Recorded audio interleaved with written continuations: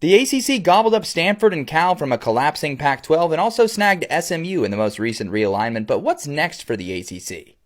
The ACC no doubt has a realignment wish list, and on that wish list, as they've been for a long time, is Notre Dame. It's a natural fit. They literally played in the ACC in 2020 and are a program that's in the ACC in a lot of other sports, so they really would love to get Notre Dame to finally join as a full member. You've got Utah, another team that is not very satisfied in their current conference in the Big 12, and they're trying to get a Big 10 invite, but the next best thing right now would be the ACC.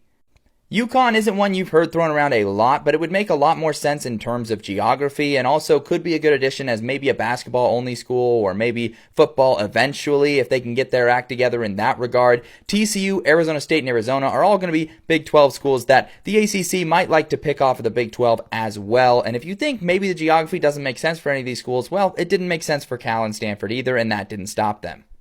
In terms of maybe some more realistic conferences, if the Big 12 holds strong, we're still talking about UConn, but maybe we're talking about Memphis and Tulane and South Florida, some of those schools that the Pac-12 is trying to get right now from the American Conference, and maybe we're talking about the Pac-2 and Oregon State and Washington State with their assets they have. Maybe the ACC finally caves on them.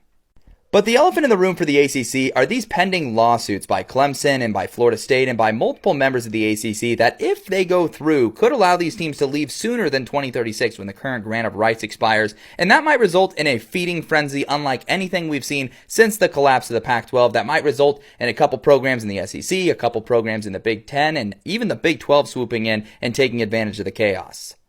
In this doomsday scenario, the ACC would find itself in a very similar position to the Pac-12, where they're only left with a few members that aren't quite as valuable that will either scatter to the wind, maybe the Big 12 gets greedy, wants a few more of these schools, or maybe they go ahead and try to steal some of the schools from the American and Pac-12 if they still can to try and build a conference out of this. With all that being said, I'm not a lawyer. I don't know how close they are to winning those lawsuits or if those will actually go through. So by 2026, I don't think the ACC will have anything happen because I don't think any of those Big 12 teams will take a gamble on going to a conference that could very well collapse just as quickly as the Pac-12 did.